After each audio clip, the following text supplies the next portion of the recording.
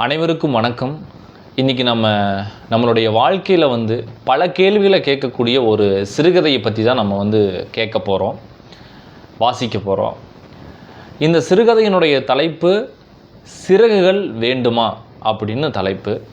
இதனுடைய ஆசிரியர் நம் தமிழ்நாட்டினுடைய முன்னாள் ஐஏஎஸ் அதிகாரியாக இருந்து அந்த ஐஏஎஸ் துறையில் பல துறைகளில் பணியாற்றி இன்றைக்கி ரிட்டையர்டாக இருக்கிற ஐயா இறையன்பு அவர்கள் எழுதிய சிறுகதை தான் சிறகுகள் வேண்டுமா அப்படின்னு இந்த கதை. இந்த கதையை நம்ம கேட்குறதுக்கு முன்னால், வாசிக்கிறதுக்கு முன்னால் இந்த கதையில் என்ன சொல்ல வருது அப்படிங்கிற விஷயத்தை நம்ம பார்க்கலாம்.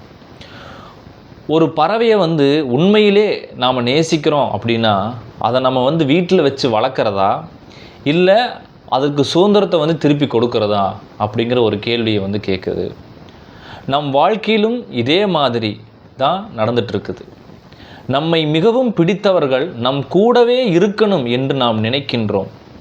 ஆனால் உண்மையான அன்பு என்பது பிடித்து வைத்திருப்பது அல்ல, பறக்க வேண்டிய நேரத்தில் அவர்களை சுதந்திரமாக பறக்க விடுவது தான் உண்மையான அன்புன்னு சொல்லி சொல்கிறாரு.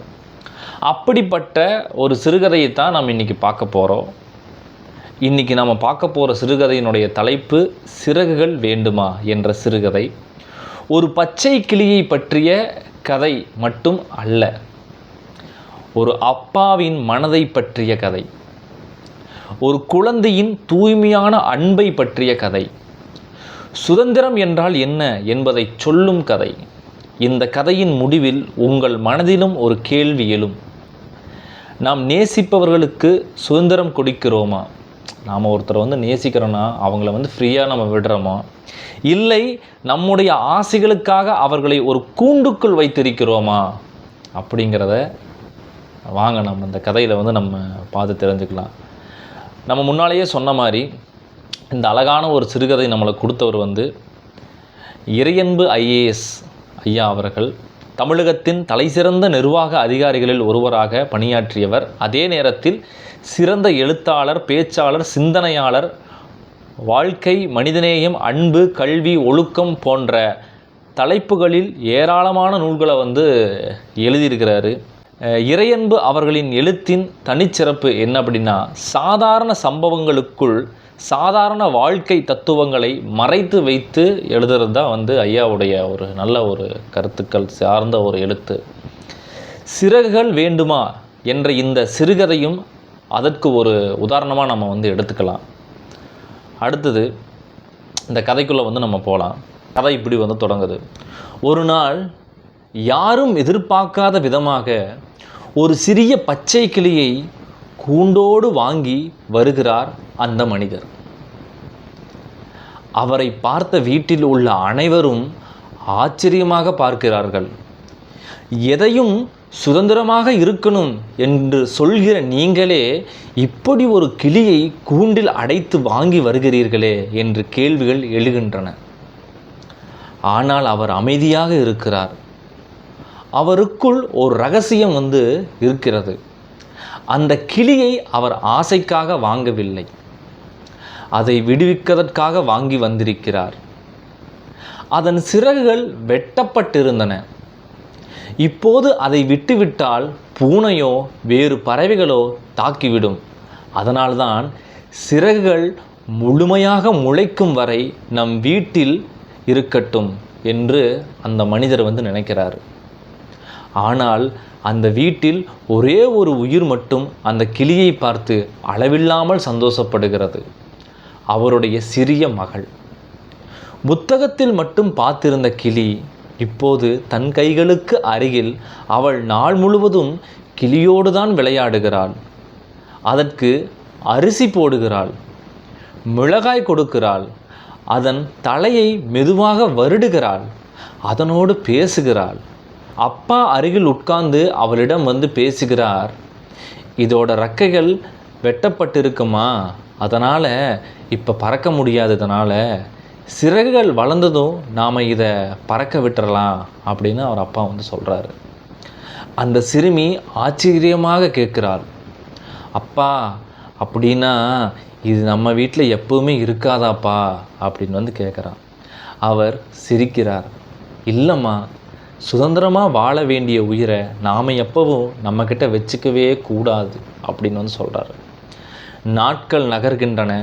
கிளியும் அந்த வீட்டில் ஒரு குடும்ப உறுப்பினராகி விடுகிறது.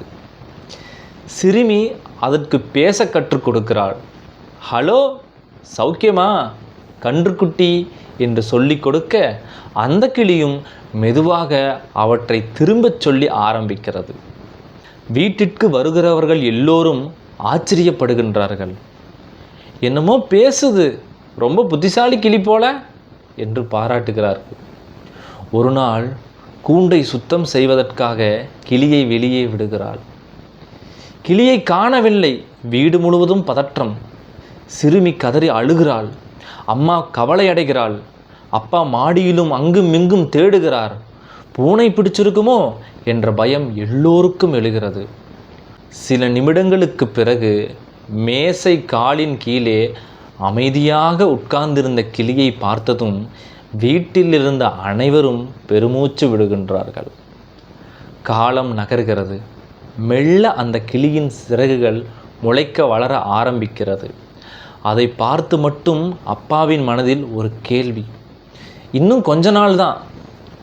ஒரு நாள் வழக்கம் போல கூண்டை சுத்தம் செய்ய கிளியை வெளியே விடுகிறாள். அடுத்த நொடி யாரும் எதிர்பார்க்காத ஒன்று அங்கே வந்து நடக்குது. பல நாட்களாக காத்திருந்த அந்த நிமிடம், கிளி தன் 2 சிறகுகளையும் முழுமையாக விரித்து வானத்தை நோக்கி பறக்க ஆரம்பிக்கிறது. ஒரே மூச்சில் மேலே மேலே இன்னும் உயரமாக கூண்டை விட்டு மனிதர்களை விட்டு தன் உண்மையான உலகத்தை நோக்கி பறந்து மறைந்து விடுகிறது. அதை பார்த்து அவர் சோகப்படவில்லை. மாறாக ஒரு விசித்திரமான நிம்மதி. இத்தனை நாளாக இதுக்காகத்தான் நான் வந்து காத்திருந்தேன் என்று மனதிற்குள் நினைக்கிறார். ஆனால் அடுத்த நொடி அவருக்கு இன்னொரு கவலை வந்துடுது.